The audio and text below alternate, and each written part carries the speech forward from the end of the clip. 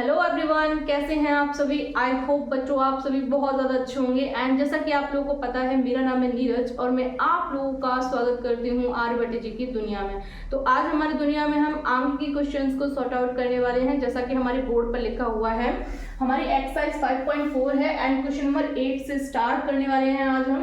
तो एक बार क्वेश्चन में लिखा क्या है, if the nth term of the AP 975 is same as the nth term of the AP 15, 12, 9 and find n। ठीक है, हमें क्या बताना है, हमारे पास दो सीक्वेंस दिए हुए हैं, ठीक है, और हमें n फाइंड करना है, ठीक है। और हमें ये भी बताना है कि n का वो कौन सा टर्म होगा जिस पर दोनों सीरीज की जो n होगी वो सेम आंसर करेगी, ठीक है। तो हम करते हैं यहाँ से स्टार्ट। सबसे पहले हम क्या करेंगे, सीक्वेंस फर्स्ट लिखेंगे। सीक्वेंस फर्स्ट अगर हम देखते हैं तो हमारे पास क्या है, यहाँ पे फर्स्ट वाली AP 975, ठीक है, सो ऑन, ठीक है। तो यहाँ से हमारे पास क्या पता होना चाहिए, हमें यहाँ से हमें क्या पता होना चाहिए, हमें A पता होना चाहिए, हमें D पता होना चाहिए, यानी कि हमारा फर्स्ट टर्म पता होना चाहिए और कॉमन डिफरेंस पता होना चाहिए, जो हम बहुत आसानी से निकाल सकते हैं क्योंकि हमें पता है, ठीक है। तो सबसे पहले फर्स्ट टर्म हमारा क्या होता है, A हमारा फर्स्ट टर्म कौन सा होगा, जो पहले नंबर पे लिखा होगा वो हमारा फर्स्ट टर्म होगा, यानी कि 9 मिल गया, ठीक है। अब हम D की बात करें यहाँ पे, यानी कि कॉमन डिफरेंस। तो कॉमन डिफरेंस हम कैसे निकालते हैं, A2 माइनस A1, यानी कि 7 माइनस 9, तो यहाँ से कितना आया, माइनस का 2, ओके।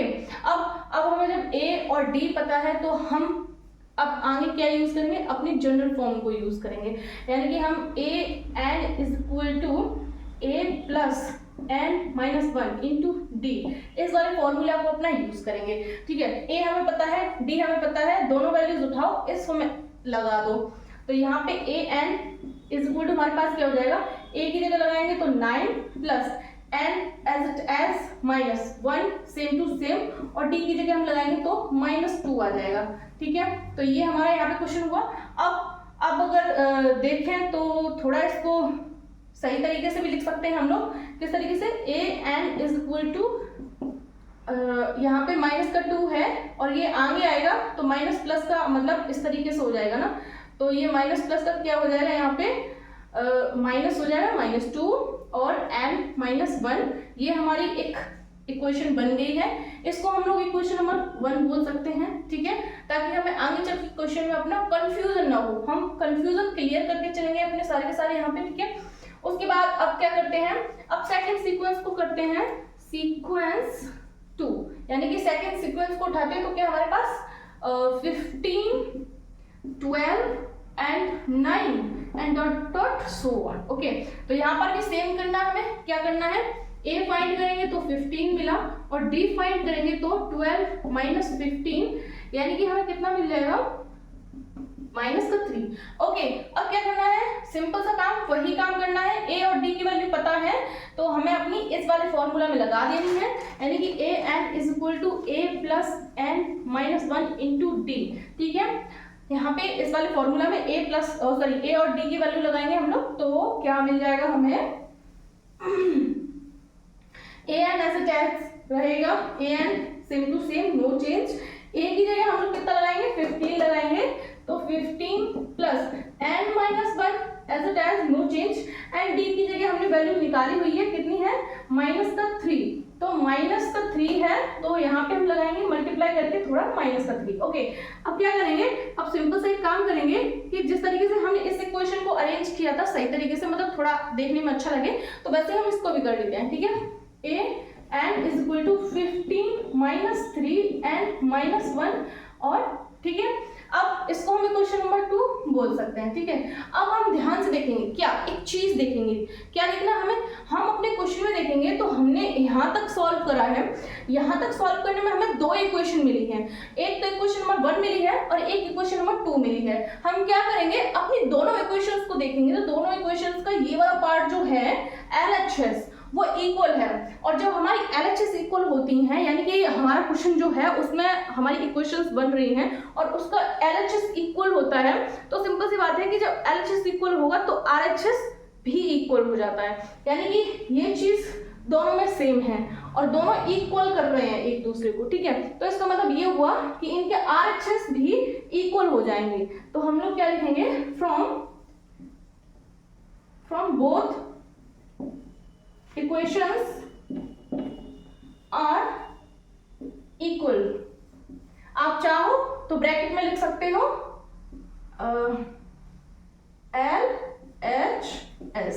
हमारा कौन सा वाला पार्ट इक्वल है, हमारी इक्वेशंस का LHS वाला पार्ट इक्वल है, तो इसी वजह से हम हमारा RHS को भी इक्वल कर लेंगे। ठीक है, तो हम क्या करेंगे, पहले इसको लिखते हैं, यानी कि 9 - 2 और n-1। ठीक है, और इसके इक्वल क्या हो जाएगा हमारे पास, ये हो जाएगा 15 - 3 और n-1। ठीक है, अब क्या करेंगे, अब आप सिंपल सा एक काम करो, जो n वाला टर्म है उसको एक तरफ ले आओ और जो कांस्टेंट टर्म है उसको एक तरफ ले जाओ। ठीक है, तो हम क्या करते हैं, हम n वाले को इधर लेके आते हैं और कांस्टेंट को उधर लेके आते हैं। अब दोनों ही अपने घरों को एक्सचेंज करेंगे तो सिंपल सी बात है कि इनका साइन चेंज हो जाएगा। ओके, तो ये -2 और n-1 ऐसा ये इस घर में आएगा तो इसके माइनस जो साइन है वो चेंज हो जाएगा, माइनस से प्लस में आ जाएगा।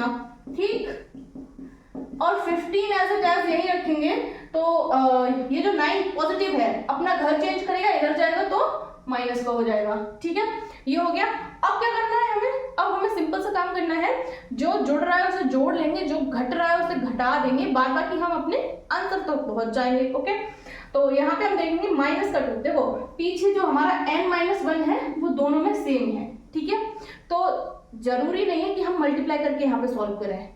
अब कोई कहे कि हम 2 का यहाँ मल्टीप्लाई करेंगे, फिर यहाँ 3 का मल्टीप्लाई करेंगे, फिर हम इसको सॉल्व करेंगे, तो आप उस तरीके से भी कर सकते हैं, कोई प्रॉब्लम नहीं है। लेकिन जब चीजें हमारे लिए आसान है ऑलरेडी क्वेश्चन में, तो हमें और ज्यादा आसान करने की जरूरत नहीं है। ठीक है, हमेशा याद रखना, अगर इस तरीके से लिखा हुआ है, ऑलरेडी कॉमन है आपके पास, तो बहुत सिंपल सी बात है, हमें क्या करना है, -2 देखना है और इधर +3 देखना है। ये पीछे का छोड़ दो क्योंकि ये दोनों में सेम है, हमें इससे कोई लेना देना नहीं है।